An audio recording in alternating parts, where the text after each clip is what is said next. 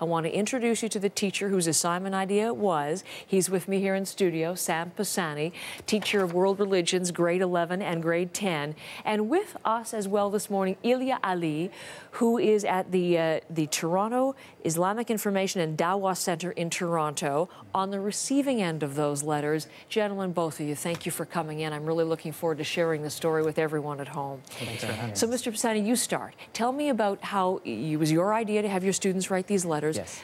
You know, what was the thought process? What was the idea in terms of what you thought that would be the response to the events of Sunday?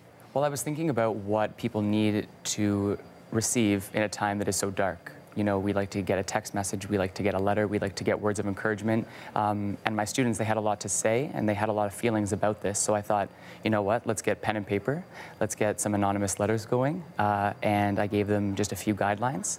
And I thought, what better way to get the message across than to not just keep them in my desk drawer, but to bring them to a mosque in the city and to share those words with everybody else.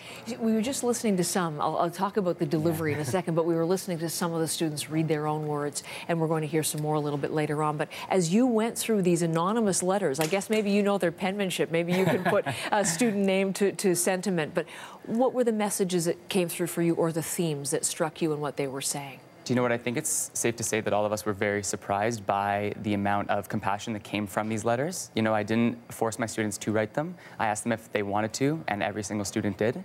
And some of the words that they were saying were blowing me away with the compassion, with the love and support, and they were sharing what their beliefs are and how, you know, they don't need to be a part of the same religious background to show support to these people that are going through such a difficult time. Yeah, messages of love. Yes, the young man's, I'm Christian, but I don't want a world of hate. So crossing faith, absolutely, but reaching out and sharing love. So you decide that this can't stay silent. No.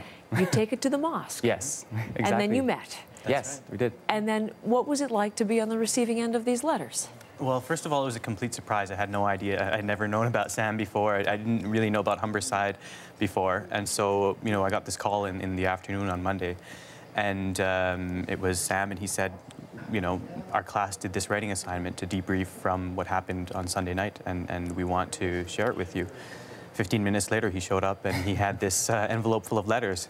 And so it was quite overwhelming because, I mean, just to receive 19 handwritten letters all in one shot is a huge deal. You know, that doesn't happen. And, you know, it took a while for me to sort them out and finally be able to read them all. But it was really heartwarming to see the eloquence and really the thoughtfulness of the kids. Well, let's just situate that. You're less than 24 hours from the ugliness of Sunday night, and you're receiving this incredible outpouring of, you know, of loving messages from young Canadians. What was the impact on you? Well, you know, Sunday night, Monday was a really, especially Monday morning, was a really tough time for myself and for my friends and for a lot of the Muslim community. But we really didn't have you know, I didn't really realize how this would impact other Canadians, you know, high school students or our neighbors.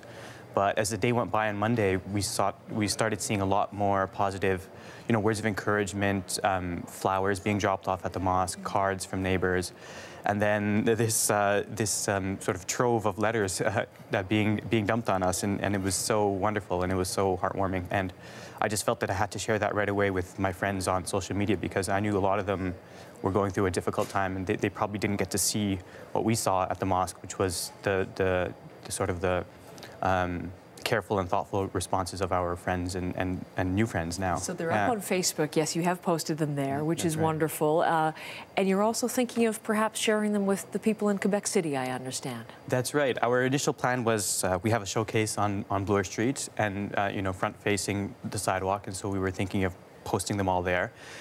We've already posted a whole bunch of messages that we've received from neighbors and from the school across the street and things like that. But yesterday we were talking, and one of our members of our congregation was saying, well, this is really for the people there in Quebec City. Why don't we send it to them? And so that's our new idea. We're going to figure out how we can do a little bit of both. Maybe put some photocopies of it in our showcase and send the originals to Quebec. Yeah. Now, are your students aware of that they may actually get all the way to Quebec City? So they aren't actually.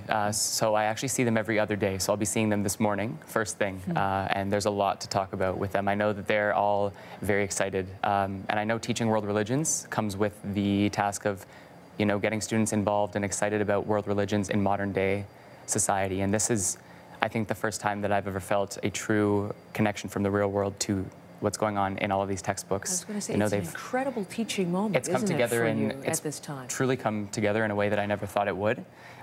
Makes me incredibly happy, like happy beyond words. Wonderful.